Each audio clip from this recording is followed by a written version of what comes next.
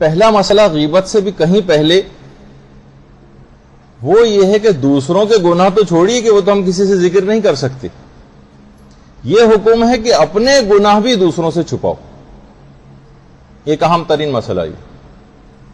دوسروں کی بات تو رہی ایک طرف، آپ کو اس بات کا اختیار بھی نہیں ہے کہ آپ اپنے گناہ کا ذکر بھی کسی اور سے کریں.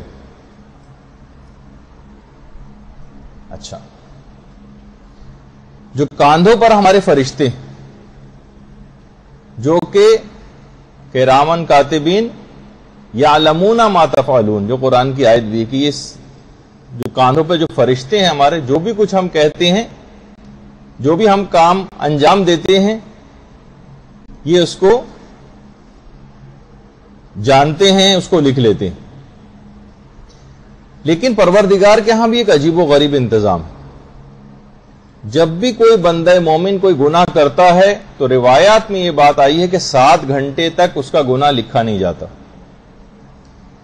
اور روایات سے یہ بات بھی پتہ چلتی ہے کہ 7 گھنٹے تک جو کاندھوں پر فرشتے ہیں وہ بھی اس گناہ سے مطلع نہیں ہوتے،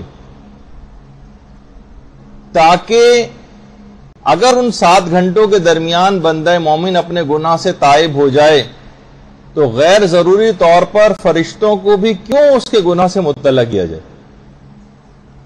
7 گھنٹے تک آپ کا گناہ لکھا بھی نہیں جاتا کہ شاید بندہ مومن اب توبہ کر لے، اب توبہ کر لے، اب توبہ کر لے. اس حوالے سے توبہ کرنا واجب فوری کہلاتا ہے. توبہ کرنا واجب فوری، جیسے ہی کوئی گناہ ہو فوراً توبہ کر لینی ضروری ہوتی.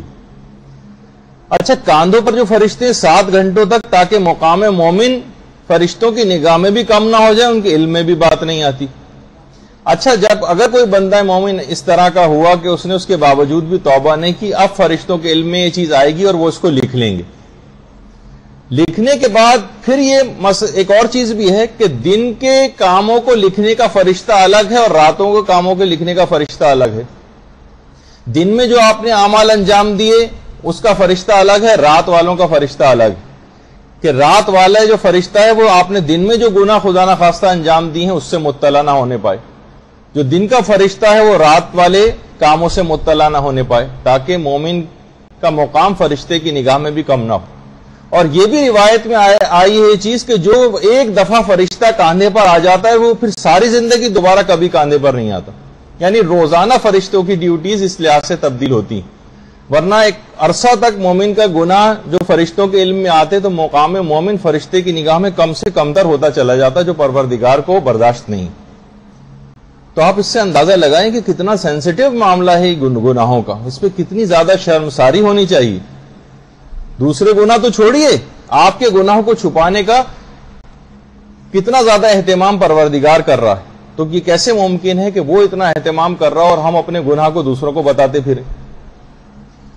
جب بھی اسلامی سزاؤں کے اندر بھی یہ چیز آتی ہے، اسلامی سزائیں، کہ اگر کوئی شخص کوئی ایسا گناہ کر لے جس پہ حد جاری ہوتی ہو، تو چاہے حکومت اسلامی ہی کیوں نہ قائم ہو، اس کو کہیں سے اطلاع مل جائے اور گواہ ان کے پاس آ جائیں تو ان کو تو قانون کی پاسداری کرنا ہے اور اس کو سزائیں دینی ہے مجرمین کو. لیکن حکومت کے علم میں اطلاع نہیں آئی، جیسے ہوتا ہے نا کہ انہوں نے تلوار کلاڑی کے وار سے اپنی بیوی کے ٹکڑے کر دیے، اس کے بعد پولیس اسٹیشن جا کے اقرار جرم کر لیا. اسلام کا حکم یہ ہے کہ اگر کوئی گناہ کر بھی لے کوئی تو وہ خود سے پروردگار سے توبہ کر لے، اپنے گناہ کو مجتہد کے سامنے جا کر پیش کرنا یہ بھی جائز نہیں. ہاں، حاکم شرع کو یقینی ذرائع سے اگر اطلاع مل جائے تو وہ اس کے اوپر اس کو سزائے دے گا اور حد جاری کرے گا کہ بہرحال ایک انصاف کا جو تقاضے ہیں وہ سارے پورے ہوں گے.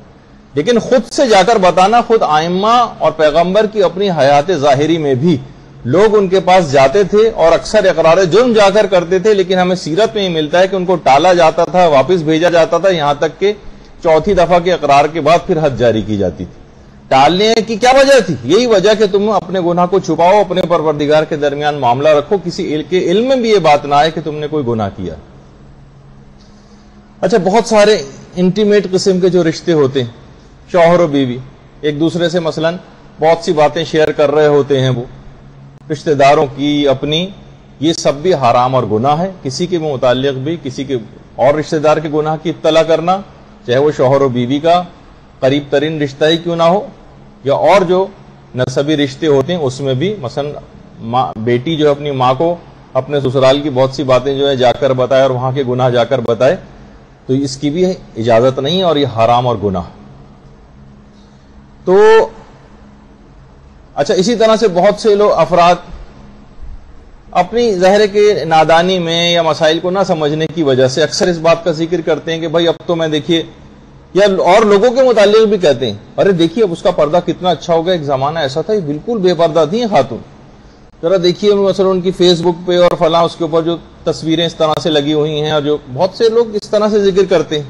یہ بھی حرام اور گناہ ہے اس طرح کی چیزیں لوگوں کو بتانا، ان کی اس طرح سے غیبتیں کرنا، چاہے اب آپ اچھائی کے پہلو میں ہی کیوں نہ بیان کر رہی کہ بھائی پہلے ایسی تھی، دیکھیے اب کتنی اچھی ہوں، کتنے زمین و آسمان کا انقلاب آ گیا ان کی شخصیت میں. یا اپنے متعلق ہی کہیں، ایک زمانہ تھا کہ مثلا میں جناب کوئی خاتون ذکر کرنے لگے، میں ایک زمانے گانے بڑا سنا کرتی تھی، لیکن جب سے میں نے فلاں مولانا کی جو تقریر سنی اس کے بعد سے تو میں نے بالکل آج وہ دن ہے اور آج کا دن ایک گانا نہیں سنا.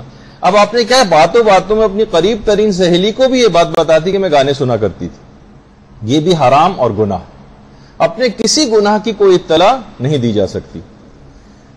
تو اور باقاعدہ آیت اللہ سیستانی سے فتاوے بھی اس سلسلے میں جو ہے وہ پوچھے گئے ہیں کہ کیا ہم اپنی کسی حرام کام کی اطلاع کسی اور کو دے سکتے ہیں، اس کو بتا سکتے ہیں کہ ہم نے یہ کیا تھا، تو وہاں سے جواب آیا کہ نہیں، اس بات کی اجازت نہیں.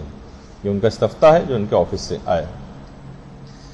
ہمارے مذہب میں تو آپ نے سن لیا نظریہ، لیکن عیسائیت کے اندر کنفیشنز کا جو اعترافات کرتے ہیں پادری کے سامنے آ کر، ایک کمرے میں پادری بیٹھا ہوتا ہے، دوسرے کمپارٹمنٹ میں گناہگار آ کے بیٹھا ہوتا ہے، اور وہ پادری کو اپنے گناہ آ کر بتاتا ہے، اور پھر وہ اعتراف جب کر لیتا ہے اور کچھ فائن بھر دیتا ہے تو اس کے وہ گناہ قابل معافی سمجھا جاتا ہے اور وہ معاف ہو جاتا ہے ان کے نظریے کے مطابق. یہ حرام اور گناہ آپ نے دیکھ لیا.